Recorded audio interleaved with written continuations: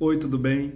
Eu recebi um comentário no canal do Lud Pereira, que é pai do Leonardo. Eu tinha confundido pensando que ele era o Leonardo. Ele mandou para mim no comentário um passo a passo de como ler a Divina Comédia. E aqui eu tô com o volume do Inferno, que é a primeira grande parte, né, uma das mais bonitas da Divina Comédia. E eu quero partilhar com vocês nesse vídeo para ajudar na nossa leitura. Vocês estão acompanhando aí todas as segundas-feiras, eu estou lançando um vídeo de leitura do Inferno. Depois vamos fazer com o Purgatório, com o Paraíso, todo uma ajuda, né? Um roteiro de leitura para quem está começando a Divina Comédia, quer entender algumas coisas. É algo simples, assim, mas para ajudar os leitores. Então, ele colocou aqui, olha, como ler a Divina Comédia. Colocou para a gente esses passos. O primeiro é saber o gênero. O que é um poema épico? É o primeiro passo para compreender o modo como esse poema foi feito, né? As rimas, a terza rima, que era, no caso, o dolce estilo novo, o doce estilo novo, que o Dante, frequentando a Universidade de Bolonha, ele vai entrar em contato com esse estilo e vai inaugurar isso na grande literatura, que é, no caso, como já mostrei em outros vídeos, a presença de 3 versos rimando com os 3 seguintes e no final um último verso fechando todo esse movimento. Então existe um ritmo nesse tipo de poesia, como em todo, mas aqui a rima, ela vai, por exemplo, no meio do caminho da minha vida, por muito errar, entrei numa selva escura e o rumo certo ficou para trás, perdido. Então nós temos essas 3 primeiras rimas no original, rimando com as 3 rimas seguintes, e assim sucessivamente, até a conclusão do poema. Claro que no português, muitas vezes, nós perdemos essa questão da rima. Mas para vocês terem uma ideia do texto, é sempre em grupos de 3. Lembrando que o último verso vai concluir todo o poema. Então essa questão de declamar o poema é muito importante. Essa questão também de saber que a poesia épica ela vai contar uma grande viagem, uma grande história, como Camões conta do Vasco da Gama viajando para as Índias. E nessa viagem eles encontram monstros mitológicos, seres estranhos, passam por longas aventuras. É a jornada do herói. Também na Divina Comédia acontece isso. Na Divina Comédia, na Odisseia acontece isso, né? O Dante vai percorrer os caminhos aí dos grandes heróis. Ulisses, por exemplo, na Odisseia, passa 20 anos no mar, tentando aí chegar a Ítaca, passando por tribulações, sendo seduzido por ninfas, e desce a região dos mortos, que é uma das etapas também da trajetória do herói. E aqui o Dante vai percorrer esses reinos misteriosos do inferno, do céu e do purgatório, tal como os heróis antigos. E vai encontrar também tanto heróis mitológicos como pessoas da época dele, né? Da época de Dante, presentes aí nesse lugar. Então ter essa questão aí da épica. A épica é um poema longo que relata peripécias de um herói e mostra então ele em lutas com o desconhecido, enfrentando tribulações, retornando aí para sua casa, né?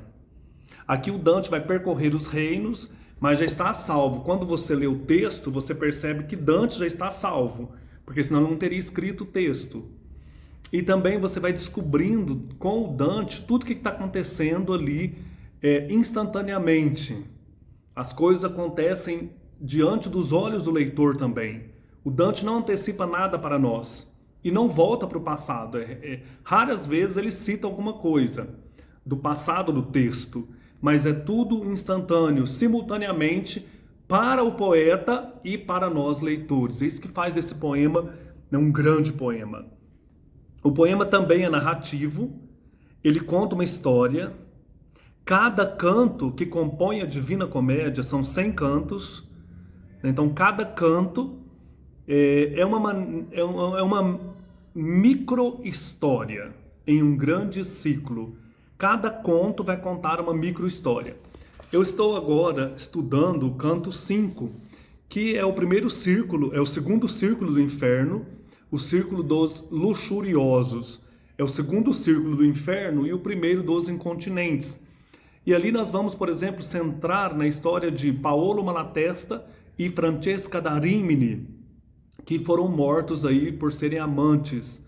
Ela tinha casado com o irmão do Paolo, e esse irmão do Paolo, não sei se é Marcello, vai chegar lá um dia em que o Paolo está lendo a história de Tristão e Isolda para a Francesca. E ela fica tão enamorada com a história que ela coloca a cabeça no ombro do Paolo e o beija.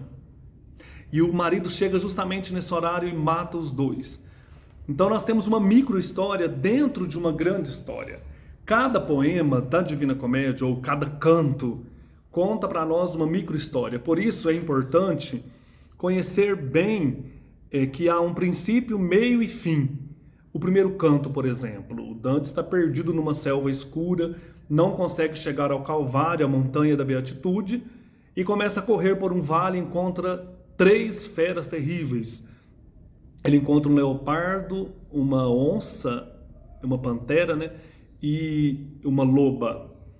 E daí ele sai por meio do vale, para cada lugar que ele vai, ele é perseguido por esses animais, até que ele encontra a sombra do Virgílio, que vai ajudá-lo a sair dessa selva escura e começar o caminho para o reino do inferno.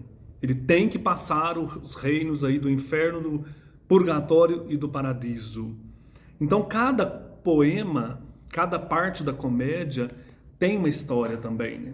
História do inferno, do purgatório e do céu. Mas cada canto é uma micro-história que faz parte desse grande ciclo, desta grande peregrinação do Dante. Além de entender essa história e o seu fio condutor, é necessário o leitor adaptar-se ao poema. Não é um poema fácil, no sentido assim, primeiro é poesia, né? Não é narrativo, não é um romance, embora seja narrativo, contando uma história para nós, mas ele tem rima, tem movimento, então adaptar-se à estrutura do poema.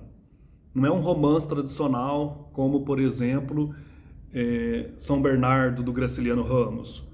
Aqui nós temos toda uma maneira de escrever, e já é na Idade Média, está bem distante de nós, a língua, o ritmo, a estrutura. Então, assim como há músicas que cantam histórias, ou que contam histórias, essa poesia também envolve-nos com seu ritmo, adaptar-se ao ritmo, não exigir tanto de você no começo, ir com calma para o poema, saborear aos poucos a métrica, a história, reler, né? Isso é muito importante, ler em voz alta. Então, além dos cantos que compõem os 3 livros, o próprio autor escreveu, no caso, resumo para os fatos que serão explicados na poesia, o que vai acontecer dentro daquele canto. É aconselhável ler cada canto sem parar, para que não se esqueça do que já foi lido ao retomar a leitura. Então você lê um canto por dia, por exemplo, ou por semana, até você se acostumar a entender o que está acontecendo ali dentro. É melhor então, para completar os ciclos, fazer essa leitura sem pausas, no caso, cada canto, um dia ou uma semana, você vai descobrir a sua maneira de aproximar-se do texto e o texto fazer sentido para você, na sua caminhada, vamos dizer assim, de leitor. A poesia épica não está na linguagem direta, como se está acostumado a ler hoje, né? Então nós temos essas inversões aí também dentro do texto. Portanto, melhor é ler devagar, como eu falei, em voz alta, e o ponto final no texto marca o fim dos raciocínios desenvolvidos nos versos. Sendo assim, ao ler, o correto é parar a respiração apenas no ponto, porque o verso da tríade seguinte pode continuar a ideia do verso anterior. Então você não para no verso, você para no ponto, porque apesar das frases estarem partidas em versos, né, entre aspas, o sentido pode ser um só e contínuo. Talvez no grupo de 3 versos seguintes, você vai ter a conclusão do pensamento anterior. Pensar então no ponto. É o ponto final que vai dar sentido àquela frase, àquela história contada ali. Ao ler em voz alta, também podemos imitar um ator, mudando a entonação da voz. Por exemplo, um dos cantos que eu mais gosto é o canto terceiro, que tem a presença do Caronte, que é um barqueiro que vem aí navegando pelo rio Aqueronte, e ele então vem buscar as almas para levá-las ao inferno. Aqui o Gustavo Doré fez essa gravura dele, né? Ele busca as almas, ele vem gritando, olha como diz no canto terceiro, o Caronte. Verso 84. Ó almas depravadas, encham-se de medo, esqueçam a esperança de um dia ver o céu. Eu vim para levá-los para outra margem, para a geada e para o fogo e para a noite eterna. Então você pode imitar aí, tentar, né, imitar a voz do Caronte, ou a voz da Francesca da Rimini, contando aí a sua história de amor, né, uma voz mais chorosa, trágica, e assim por diante. A voz de Beatriz, que é uma voz mais angelical, ela está próxima de Deus, ela desce lá do céu empíreo e vai no limbo chamar o Virgílio, porque Maria, Nossa Senhora, pediu para Santa Luzia que um filho, um devoto de Santa Luzia, estava sofrendo numa selva escura, que a Santa Luzia procurasse Beatriz. Aí Beatriz procura Virgílio, Virgílio vai socorrer Dante. Então ler, colocando a entonação aí da voz, seja para raiva, para tristeza, para alegria, dependendo da palavra e da situação do poema. Isso faz com que o poema se torne uma coisa viva. Ler e interpretar ajuda no entendimento e fixação do que está acontecendo no poema. Ler e interpretar. Ler rapidamente será então um erro fatal, que provavelmente levará à incompreensão do texto.